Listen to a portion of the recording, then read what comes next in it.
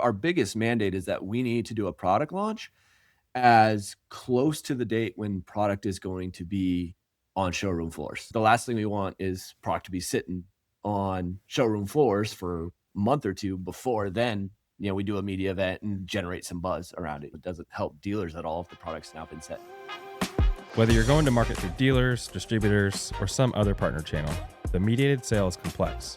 We call it B2B to X. But the leaders in the industry are the ones who are making it look simple. I'm John Goff. And I'm Kyler Mason, and this is Why You Win, presented by Element 3. Our guest today is Bradley Adams. Bradley is the Assistant Manager for Public Relations at Powersports and Products at Honda. And Bradley is a unique specimen in the motorcycle industry because he grew up around motorcycles, but he wasn't actually allowed to ride one until he was 13 years old. But once he did, kind of the rest was history. He was in racing, and then he was in public relations and writing, and then finally found his way to the OEM, where he now does a lot of events and product launches. And in this episode, he shared some experiences as well as his perspective about what makes those things really work. So I think you're really going to like this one, especially if you are into launching new products. Enjoy. Bradley, we're excited to have you on the show today. Thanks for joining us. Yeah, thank you. Thank you for having me. So you and I have chatted a few times since we met a couple of months ago, and one of the things that I've been excited to have you on the show and talk about is, products and product launch, what's going on in your world. But before we dive directly into all of that, can you orient the listeners a little bit to what your world is, what your role is, and what the organization expects from you today? Yeah, absolutely. So, oversee the press department for Powersports and Products on the Honda side. The biggest role there probably is with, Powersports. That's where a bulk of our product is. And we've got new product coming out all the time, right? So from our end on the press department, the goal is to get as much information out on those products as is possible.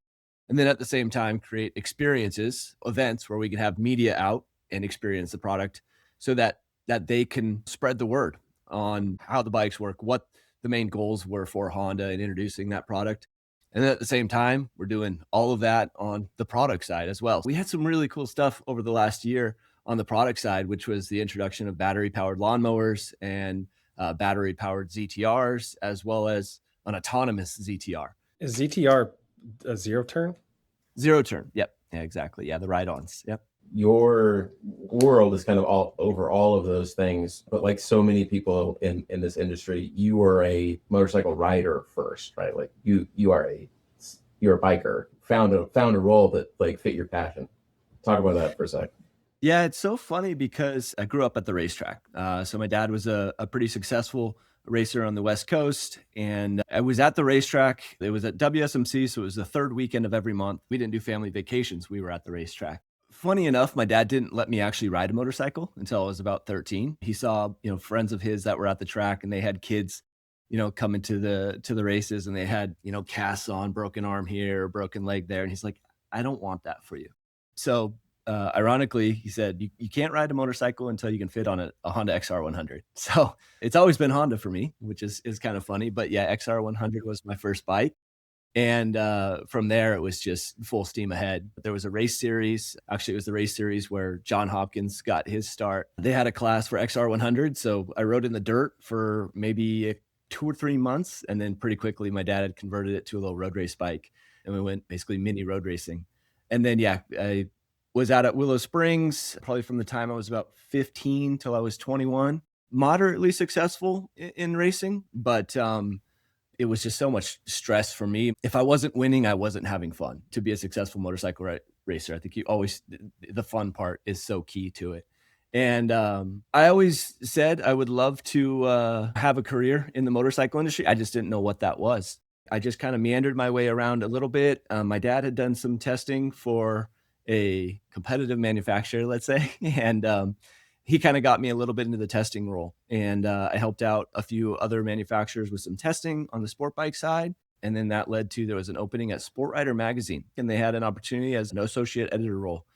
And I came in and I said, I have zero writing experience, but I do know how to ride a motorcycle well and kind of understand and be able to communicate what's happening on the bike. So they're like, we can teach the writing part. The riding part's a little bit harder. I never looked back from there. It was an awesome opportunity, and that that led into, after a couple of years, a role at Cycle World. From there, I was really happy, at Cycle World because I got to ride everything: adventure bikes, cruisers, and still the sport bikes, right? So that was a lot of fun. But Chris Johnham, at Johnham Media, an agency that we use at Honda still for PR support, he was starting up a PR agency, and he said, hey, I would love to have your help as we can kind of get this thing going and working on the Honda contract. And I was really excited to see the industry from a different side. So I went away from the media side and into PR, and kind of transitioned over the years since then. But that's kind of the path that's brought me here. I am surprised to hear you say that the writing part was the part that they were more willing to teach them the writing part. Is that consistently true for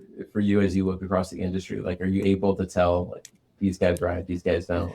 Yeah, it's so funny because I've had people, coworkers at different magazines over the years, and I've realized there are just two distinct paths. There are those of us who grow up at the racetrack, and that's what we know how to do, is ride motorcycles, right? And then we figure out how to do the writing and the reviews. And I had other people where they grew up hanging, magazine articles on their wall, and they said, I want to be an editor. And they went to school, for journalism, and their whole goal was to work for a magazine. And I think it's kind of two approaches, two ways of getting to the same job. And I think you just offer something a little bit different. I think there are some brilliant writers out there who write really well. And then there are people like me who maybe don't have that necessarily. I've worked on it over the years, obviously, but they have this ability to really understand what the motorcycle is doing and communicate it through all of the racing and testing. I mean, as a racer, your job is to go out, figure out what the bike's doing, come back, tell your mechanic so that you can make changes, right? And so that really has suited me well. It suited me well in the testing position, especially at Sport Rider. And so it was really important to be able to relay, and be honest with what the motorcycles are doing. So it worked out well for me, but there's people that have been super successful going the other path too. Do you find opportunities to, like, plug and put people in the different, like you were talking about events, for example? Like, I imagine that there are some events where you're like, I need a writer to come and stand and talk about this thing, versus like, I need a professional communicator to be on this particular stage. Where do you It's constantly evolving, actually. And we see this today as we look to put events together, and we're looking at, potential attendees that come out. It's really interesting because how much things have shifted with YouTube and, vlog style videos. There's a lot of the folks now that are producing motorcycle reviews on YouTube, and they just have a completely different personality. I like to think of it almost in a way as when I was writing for magazines, and I think writers in general, you almost kind of hide behind your byline a little bit, right? It's just your words speaking. Whereas when you're hosting a video, it's so much about your personality. You got this camera, that you're holding right in front of you. And I think you got to have a little bit of a different personality for that to be successful and for it to be engaging. So I almost kind of look a little bit at that now when we're putting events together and thinking of, attendee lists. It's like, who are those folks who are so comfortable making these YouTube videos? Because let's be honest, I mean, that's where the bulk of the audience is nowadays, right? Is they're going to YouTube to watch the reviews. You can be a great writer, but on stage, that could be a totally different story. Yeah. A question for you about when you like stopped racing, did you have to like take like a mini retirement? Did you have to like decompress, or did you move right into like more casually loving it? What was that relationship like? It was a slower transition, I would say, at first, because there was so much stress and anxiety around racing and the result. It was nice to have that little bit of a break. And then, where I was out at WSMC, you still had to race once a year to keep your number. And I was really happy with the number that I had at the time. So I'd go out, and my dad had a couple little smaller displacement bikes. I'm like, yeah, just come race one of these. And it was a lot of fun.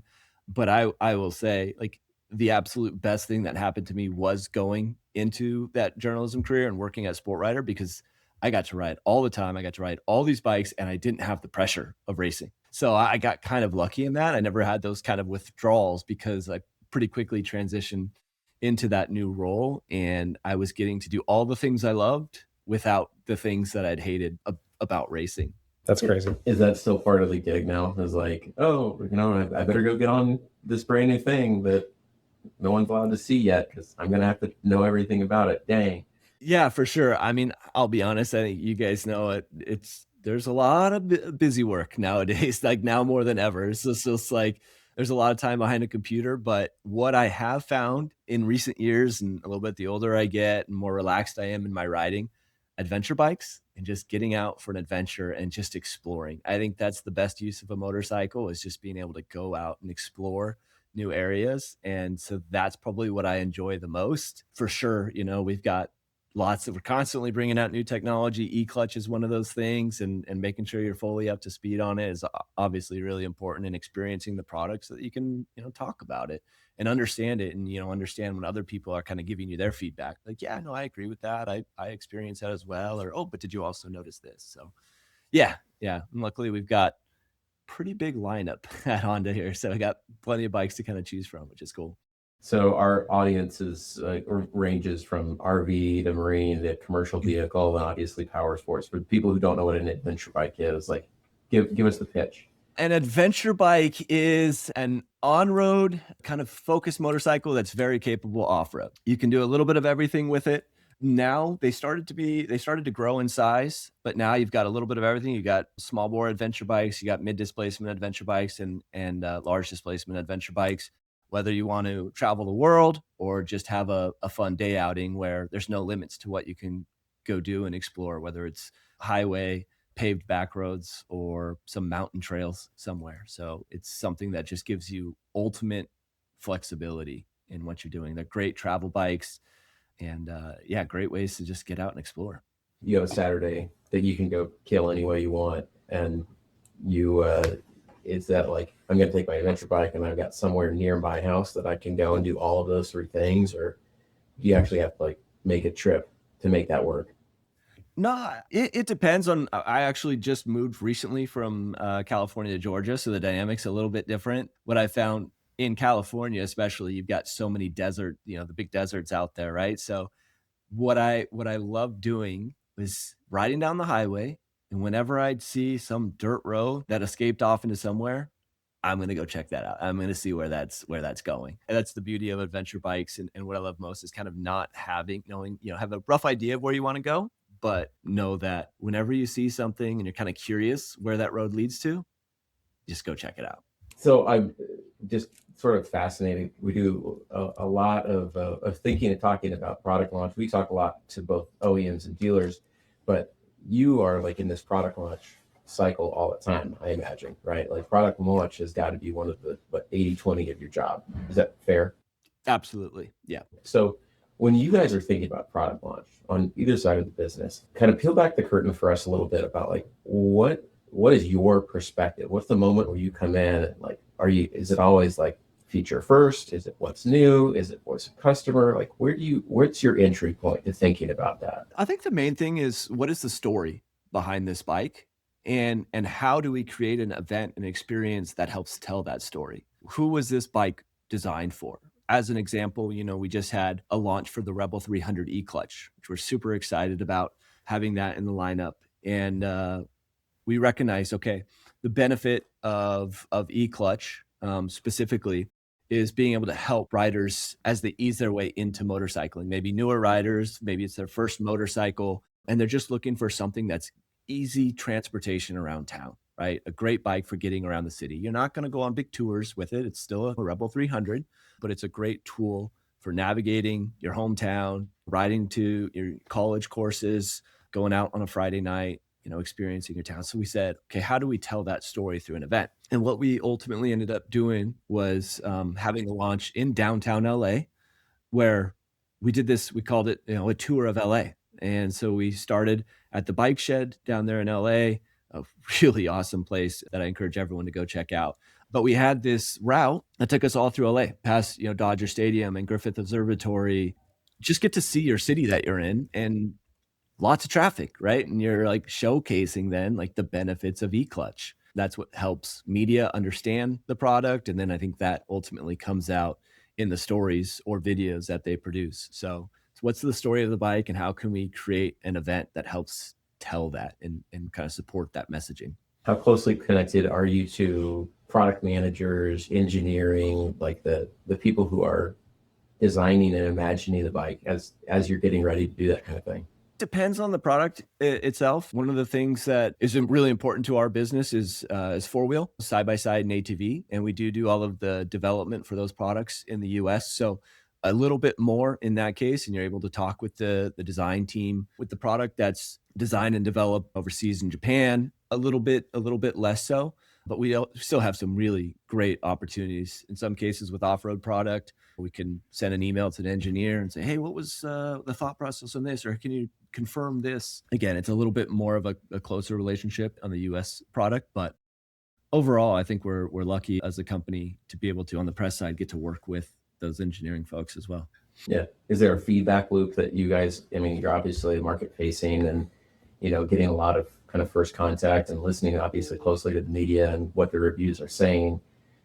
Is that part of your responsibility to feed that back to product, or do they have their own sort of listening channel for that? Definitely when it comes to product reviews, we'll do a report after any of the events that we host and do a little quick recap. And here's the main things that have stood out in terms of positives, negatives. Using like CRF as an example, the engineering team is constantly looking for feedback from like shootouts, when magazines are going out to the track and they've got one of every competitive model and back-to-back comparisons and ranking the bikes. And they pay a lot of attention to that, especially. So we're constantly, sending them reports from shootouts and they're taking that feedback. I think that's one of the best things that you can do as a company is make you're taking the feedback from consumers, from media, and trying to find the next development cycle. I want to hear more about the shootouts and like those moments. Like, what's the anxiety level? Like, tell us about what the organization and the teams working on those products are doing when like waiting for those reviews. I'll back up by saying it's so incredibly important to us that we put a lot of work in ahead of time, right? So we'll bring out test riders out to different tracks, look for different setups so that we know what adjustment's going to do what. When a media outlet, when a guy's out riding, Glenn Helen, he comes in and says, I'm kind of feeling this. They kind of already know, the techs know what direction they can go with it. So a lot of work gets done ahead of time.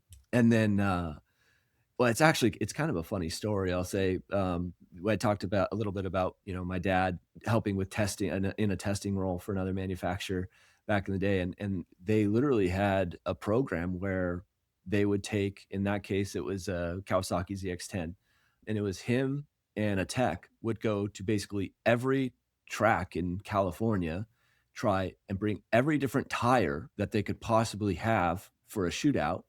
And they would find suspension settings for that track with that tire. So then when a magazine outlet came to them and said, hey, we're going to go do our shootout at this test, they knew exactly what settings to have in the bike.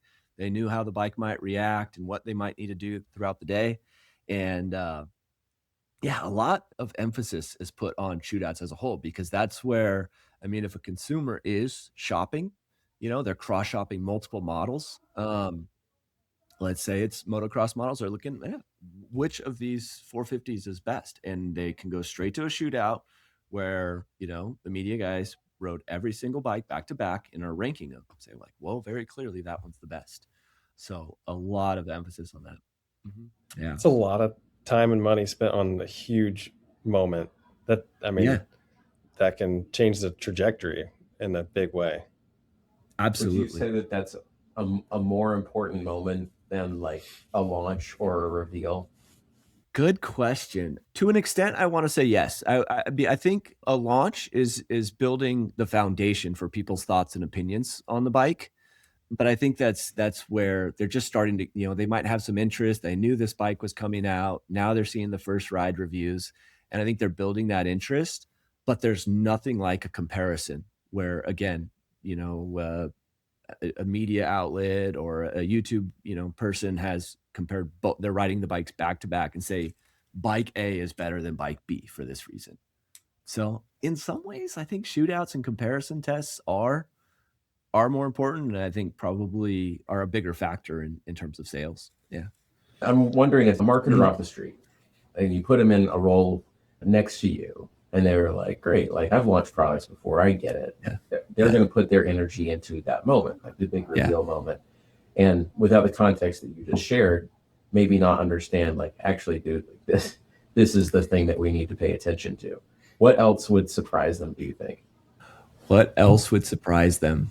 I don't know. I don't have a solid answer for you on that one. I'll be honest. One of the biggest challenges that we have is just that final conversion to sales, and making that connection of how do you show that either this event or this comparison test really is the thing that made somebody go and purchase the bike. And I think that's one of our biggest challenges. And I'm sure you see that across multiple different industries. But there's other things that are super important to us, like demo events. One of the things we've really stepped up this last year is like doing what we call dealer demos. So taking full fleet of bikes out to dealerships and letting people come out and try the product, because that's huge also in terms of conversion. But yeah, I think that's the biggest. I don't know if it's a surprise, but the one thing that we have found is that there is that difficulty of understanding where that conversion actually happens when you convert people from interested to buyers, and that's tough. Let us know if we figure it out. Yeah. Outside of the story platform and the event that you're going to use to launch, and the experience that you want to curate, are there other tactics that you've seen work well in the kind of like life cycle of a launch that are maybe not so event driven like you were describing? No, I would say, the materials that we produce are an incredibly important part of that puzzle, just because in so many ways, I feel like we're the middleman between the engineering team and the media, right? And we kind of have to figure out what to filter and how we package that information up to present it to media to help tell that story and make sure that they've got all the information that they want. And it's definitely the least sexy part of an event or any activity that we do is let's sit around this table now and we're going to talk for an hour about this product, right? But that's an incredibly important component there, and figuring out how we have as much information as is possible from the engineering team itself, the development team, to fully understand the product, what changes there are, why they made those changes, and then be able to package that up in a way that's easily digestible from a media side so that they have all the information they need to put their stories or videos together. It's everywhere right now, but I'm curious, are you experiencing or experimenting with AI at all in how you're launching products or getting consumers to engage in your new products? Absolutely. Yeah. No, absolutely. It is a big focus for Honda going forward. They've actually starting to kick off a new department that's kind of focused on that, how it can AI can support business development, but also how we're interacting with consumers. A couple of folks from our advertising marketing team just recently attended a big seminar with Amazon to talk about what they're doing in that space, and trying to pick up as much as we can. And then obviously from a content creation side, there are, I think, a lot of opportunities there as well. It's a little bit sensitive when it comes to content generation, because people still like the idea of you going out and showcasing the product in a real environment. That's not always possible, especially when you look at the costs of photo, video shoots, things like that. But I think used wisely, that AI is an incredible tool that can be used to have benefits across all of the different things that we do, whether it's asset creation, whether it's any business development stuff, all of that. Yeah. Tell me more about what you mean by business development. I think just looking at like efficiencies, how we operate, how we're using our resources, I think it's an incredible tool for that. You mentioned these like dealer demo days. You're taking these the entire fleet, sounds like, or an entire segment down to the dealer and let people ride all of the different bikes. And we've heard that from other OEMs in the past, that they would go to a dealer, and one in particular would probably be like, you guys aren't selling as many of these things as you should based on our modeling or based on the number of leads we're sending you or something like that. And you get in and you start talking to the sales guys, and they're like, well, we've never even really rode the bike. Like, we don't know that much about it. And that like moment of recognizing that the dealer is actually your most important influencer, like your end of the line influencer, right? You can read whatever you want. You can like see whatever you want on YouTube and like get really committed to something. And you get in front of the dealer and they're like, man, that thing's garbage. I would never get on one of those. Not a Honda, but some other OEM, obviously. Like that can really deflect a customer in that moment. Be like, oh, wow, like I'm not going to trust the YouTube guy. I'm going to trust this dude who's standing right in front of me. And I think you all like turning the key for the dealer really importantly, and that like these guys need to know and understand and love the experience of riding this. Is that you like on the ground with the dealers doing those things? Are those like RSMs? Who's in the parking lot when those things are going on? So one of the things that we do is, and it's not for every event, but for sure for key models and new models where we know it's important for the dealer to have that experience and knowledge on the product, is we will extend, for instance, our press event. It'll transition after our press component into a dealer component. And we'll make sure that we're getting dealers out there to experience the product, to go through the same presentation that the media has, right? So they're understanding all of the changes and why those changes were made, what it means for the product, and then get to actually experience the product. So we will do that. Incredibly important, because you're right. I mean, it's that communication, that information share, and making sure that they're the ones that are communicating with the customers, on the showroom floor, that they fully understand the product, they've experienced it.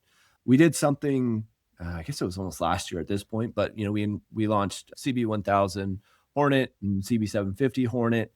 We had an opportunity where we had our 2 waves of media come in, do a full ride experience, and then we brought key dealers from around the country in and let them experience the product, so that they can go back to their dealerships, talk to their sales team, and say, yeah, this is what I experienced. Bike's incredibly fun. It does this well. It does this. Oh, you didn't know about this feature, but this is here. I learned this in that presentation, that not so sexy presentation, And yeah, we will absolutely do that. It's part of our working with our sales group, that more has that relationship with dealer compared to us on the media, the press side. But yeah, work with them, say, hey, we're doing this event. What can we do to support you guys? And I think that's big to be able to do, for sure. Do you have other important like dealer contact moments that you feel like your group or your team is responsible for making sure that the sales channel at the end of the line really gets?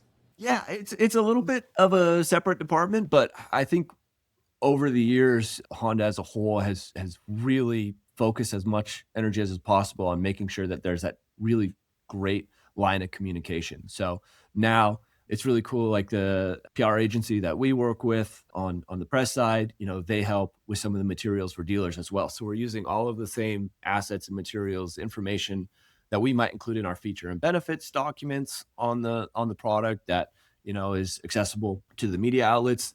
That gets packaged up in a way to get sent out to dealers as well at the same time, right? So they're understanding the product, and there's been a lot of focus on that for us, is making sure that we're educating dealers on the product, and that they're not in the dark in terms of what some of the key features are or the change points on a product, and that they fully understand the product. It's incredibly important.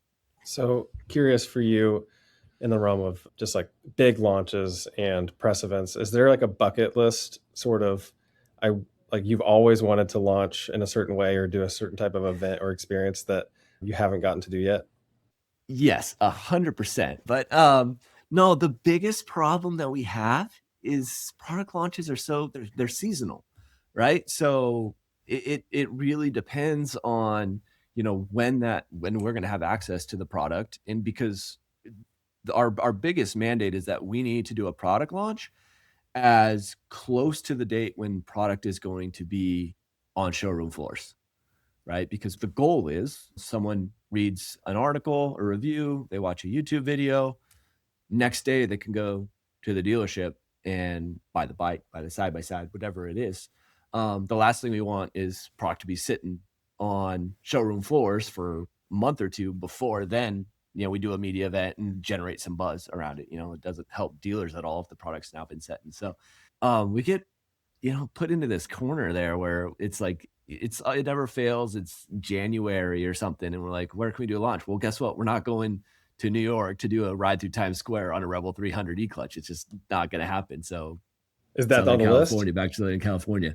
I would love to. I actually really would love to go to Canada. I think there's some really cool stuff that we can do like up in Canada.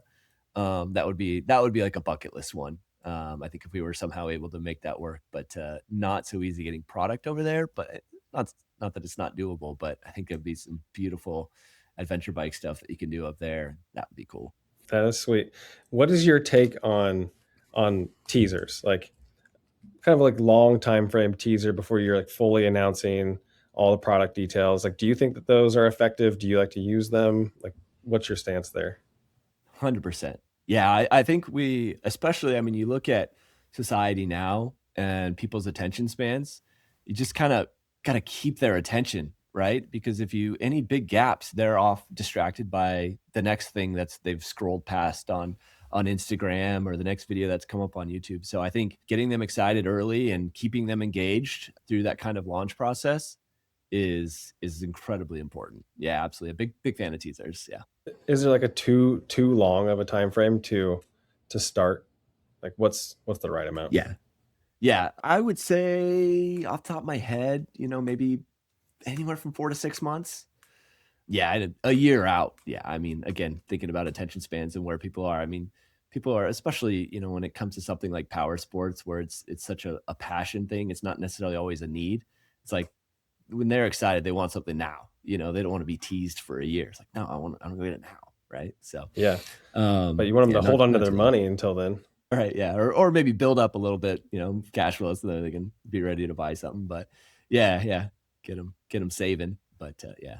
I mean, I remember some bikes at the AIM show last January, I guess. Like some of the OEMs were still showing concept bikes that they had the year before, and they brought the same bike back, and it still wasn't available to launch. And so it sounds like your take on that is like probably too long, probably not working. The problem is, and this is the really interesting thing about, I guess, probably life in general, but in our industry specifically, is you never know what's going on behind the scenes.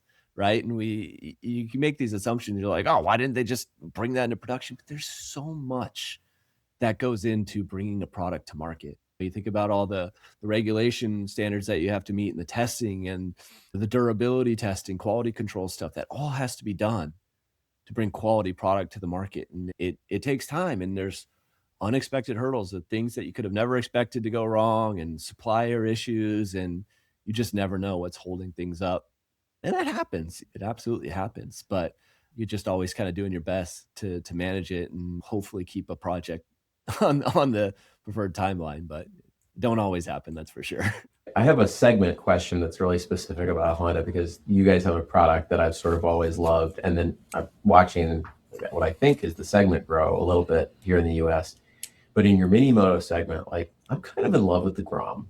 Is there a story that you could like share or tell us about how like you all are seeing that segment evolve, or like we launched this one and we got a great reaction, so we're starting to expand the product line?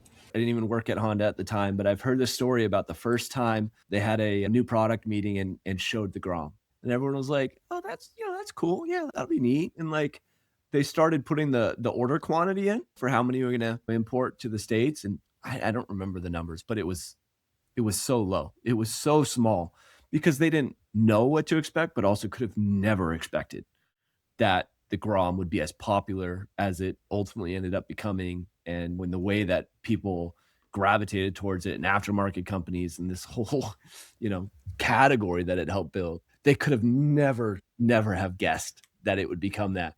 So yeah, the order volume on Groms initially was so small. And then pretty quickly they realized like, oh no, this is a thing. Yeah. And so, yeah, it just picked up from there. And I think that's when there was that realization, oh, we can do more in this space. And I personally absolutely love what the company has done in that mini moto space. I think it's so cool. And the sense of community that is around mini motos. I mean, you can go back and you can look at like Ruckus, right? Ruckus had already kind of built that sense of community. I think a lot of people have gravitated over from that. So it's always kind of been there on the Honda side. And I mean, that's what really some of Honda's biggest early successes were: Super Cub and small displacement, that idea of introducing people to motorcycling on these unintimidating bikes, right? And so I think it kind of brings that story full circle, and it's really cool. But yeah, I don't think we could have ever expected the success that we would have with Mini Moto. And I love the lineup now because we've got a little something for everybody, right? Whether they grew up on a trail or they've followed mini moto racing over the last couple of years, I want to go race a Grom. Like, got a little something for everybody. Yeah. The styles are great. They're fun, just like great size, and they are unintimidating. Like in terms of like entry level, get on one and you don't feel like you're trying to haul 1100 around. Like, just some people struggle to even make it stand up at a stoplight. Like it's just a different game entirely. When are you going to get one? Well, talk to my wife. Maybe she'll listen to this episode. Well, my next point that I was going to make is the one thing that's great about them is their size. You need to put it off in the corner somewhere if you need, it doesn't get in the way, of the wife pulling the car in and out of the garage. Oh no, don't worry, honey. It's off over there on the side and you just pull it out. Don't worry about that little motorcycle. Yeah. My roommate in college tried to hide his ruckus on the side of the house and left the keys in it one night and it got stolen. It's no longer on the side of the house. So we've talked a lot about like the product itself. Are there other programs that you all are working on or thinking about that are like trying to expand who is buying, how they're buying, what they're buying? Yeah. So over the last year or two, there's been a big focus on what we call our fleet sales program. So this is a way of kind of reaching out to commercial companies, government agencies, law enforcement agencies, that need product in bulk, right? Imagine some big construction firm. They've got job sites, around the country, whatever it might be, and they need 10 side-by-sides, for their job sites that they've got going on. Or whether it's law enforcement agencies that are looking to update their fleet, and need new police bikes, right? We've got the NT 1100 police for that. We're really proud of the products that we offer in terms of their durability, reliability. If you have a fleet of vehicles, the last thing you want is stuff that you're having to work on all the time, right? So we think it's an advantage of the Honda product. And so pushing that fleet sales program and excited to grow that. I think it's a really cool way to get that product out there, whether it's side-by-sides, ATVs, again, NT 1100 police, anything like that. So that's been a new program for us, or a program that we're really pushing over these last couple of years, and I'm excited to see that continue to grow. Yeah. I think we're more familiar with that from the commercial vehicle side, heavy equipment, on-road, off-road, those kinds of things. Is that something you guys are going directly to municipalities, these large fleet organizations, or is that also still coming through it like a dealer network kind of contact for you? No, we've got someone in-house that is working with, whether it's an agency, municipality, whatever it might be, and trying to make those connections. A lot of them, they're going out to shows, at AIM Expo this year. We had a representative there. We had the NT 1100 police on display, going out to police rodeos, talking with different agencies, and in that case with the NT 1100. But yeah, just finding, where that need is for product and making sure we're there in that space. Are there unique events that you guys are putting on in that space that like fun, different? Not so much on the fleet sales thing. It's a lot, I think every potential client there has different needs, right? So you're trying to meet them where their needs are. And so it's a little bit more focused on what their goals are and having that conversation direct with them rather than creating this big experience for folks. Yeah. More business to business. Yeah. No fun allowed. Yeah, right. Yeah. Strictly business. Yeah. Everybody needs to put on a frown while you ride this motorcycle. Oh man. All right, Bradley, you've seen this thing from a lot of sides. You've ridden a lot of these bikes. I think my question to you is more along the lines of someone coming into this industry, and you want to give them a good piece of advice so that they can have as great an experience as you have. What's the direction you want to give them? I would say, motorcycling and power sports in general is such a passion thing. You just always maintain that passion for the industry, love the products, love the experiences that motorcycles allow you, and just always lead with that, and then have your work come in and support that. I think, we are operating in a we're lucky to be in a fun space. It's, again, all about this excitement of motorcycling, right? So enjoy that. And then just make sure your work kind of supports that. I love it. This has been awesome. Thanks so much for coming on, man. Yeah, thanks, dude. Why You Win is presented by Element 3, a marketing firm focused on modernizing go-to-market strategies for manufacturers that sell through complex distribution channels. We help leaders solve problems across demand generation, sales channel support, and brand development. If you'd like more from myself or John, connect with us on LinkedIn. And for more from Element 3, visit element3.com. That's element, THREE.com.